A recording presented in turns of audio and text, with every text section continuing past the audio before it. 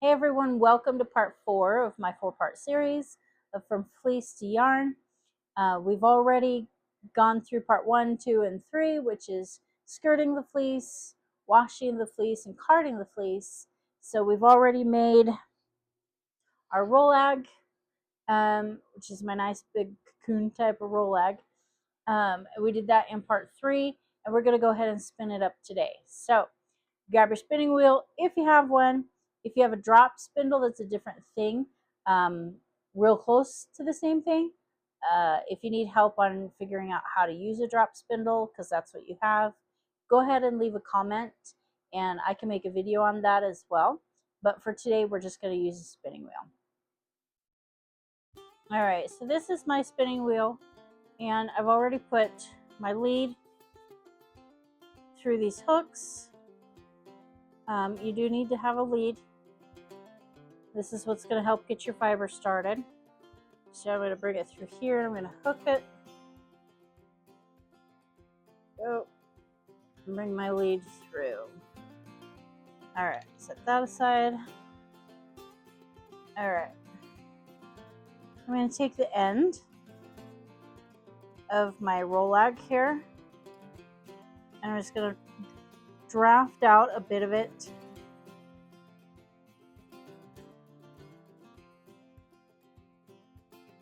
And put it right onto my lead.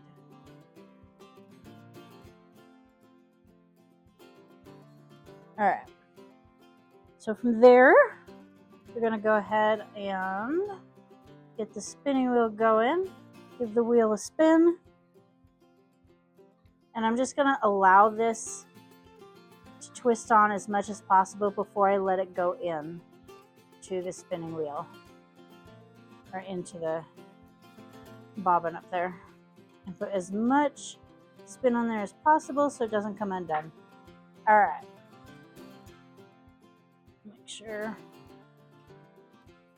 it wasn't all the way on here. There we go. Alright, try that again. Alright, now it'll pull it in. Alright, and I'm just going to draft out and allow that spin into the fiber. And bring it in, pull back. I like to do a long draw myself and go in. I would do it longer, except that you can't see it off of camera. So we'll see if it's a dark fiber, and so unfortunately you're not going to be able to see it real well. I'll try to bring it in here. And of course I have a dark background as well. That doesn't help anything. Excuse me. Alright. And as I'm doing this, you'll get to see some of the neps. Like right in here is a nep. You can see that.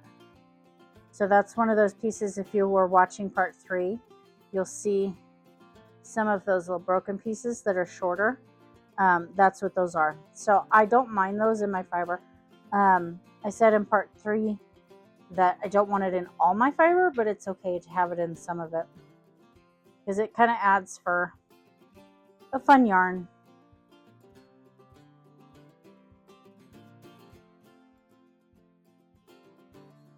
Alright, so let's get it going. I see some neps coming up. Alright, so just pull, and we're trying to make it so that the yarn is as even as possible and about the same size throughout the whole time. And then just keep pulling it, and this is what this rollag is doing, is continuing to allow that fiber to come off and into your yarn.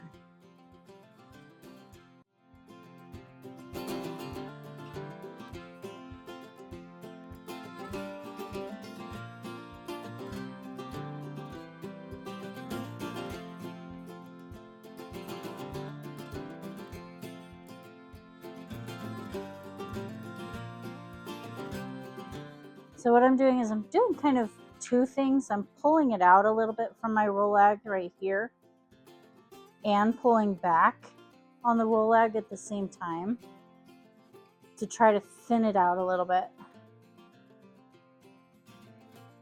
if I feel like I'm getting too much spin in the fiber and too quickly, I can slow down my pedaling.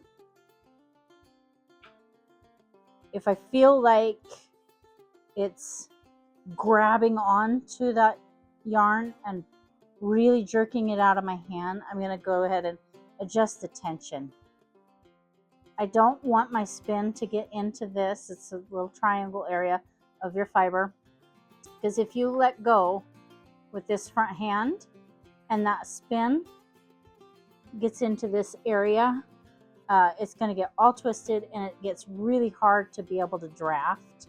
So I keep this hand pinched real well so that this spin does not come any farther past my fingers and into this fiber.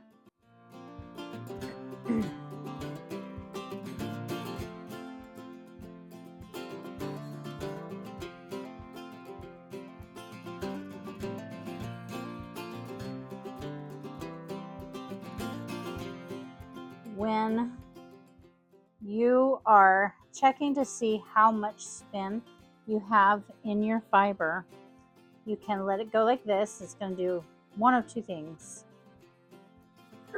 So because this is real woolly, when I let go, it's going to look a little fluffy and it wouldn't look right. But if I do this and put two strands together, if they twist together, you want that.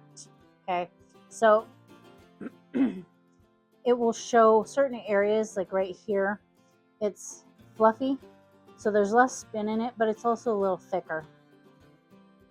So if I were to overspin it, let's see if we'll get a lot of spin in here.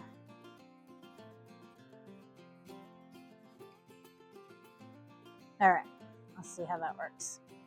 I'll let go. You get corkscrews like this. That's overspun. You've got too much spin in there. Okay? So the way that you can correct that is you can just continue to draft out more without spinning your spinning wheel anymore. Go ahead and draft out and then allow that energy from that spin to come into what you just drafted out. Okay, so the thinner areas are going to want to catch more of the spin than the thicker areas, and that's why you'll see these parts kind of corkscrewing in the thin areas, and where it's a little thicker, it's not corkscrewing. Now, but if I put these together, it doesn't look very good. It's able to clear out enough. It's able to kind of fix itself. It's not corkscrewing. And that's how I can tell that it's not overspun. If it were overspun at this point, you'd be seeing all these corkscrews in here.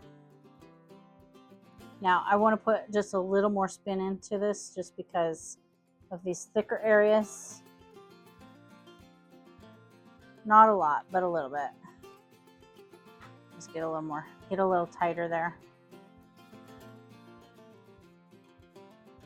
It's super fluffy. So in these areas, it's going to want to fluff up. That's just the type of fiber it is.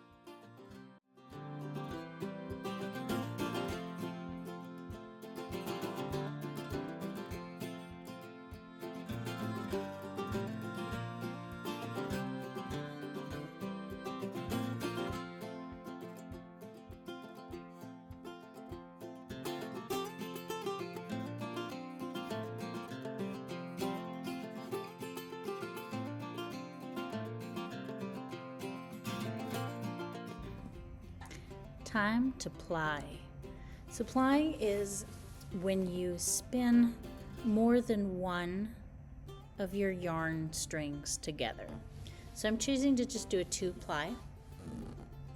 And when you are plying, I've got 2 bobbins that have yarn on them that I've spun already, and so I put them together on that little lead line on a 3rd bobbin that's hooked up with the spinning wheel, excuse me, and then I go ahead and I'm twisting it the opposite direction that I spun the individual yarn in the first place. And this is done pretty quickly. My lower hand holds the two yarns separately so that they don't tangle before I'm ready to spin them. And then I just allow the spinning wheel to put the spin into the yarn, and it's done rather quickly. You spin it and then quickly put it onto the bobbin.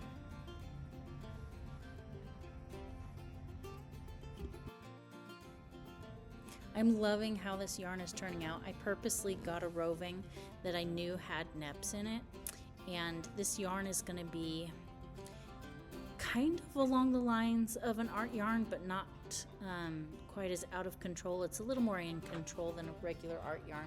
It's got some thin spots, and it's got the neps, and I'm absolutely loving it. So now it's time to put the yarn onto my nitty knotty, and this is where we get to make the full skein.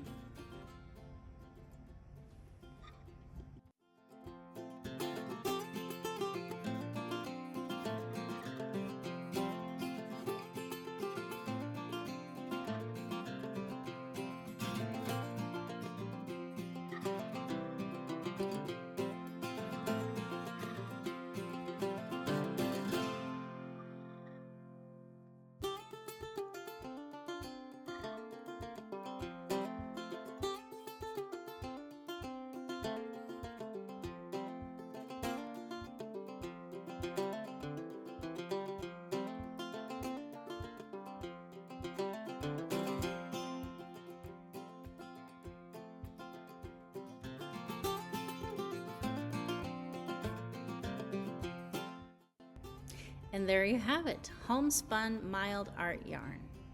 Hopefully you watched parts 1, 2, and 3 so that you could watch this fiber all the way from the beginning through this point. If not, make sure you go back and watch those. And if you do, make sure that you also like and subscribe these videos for more content.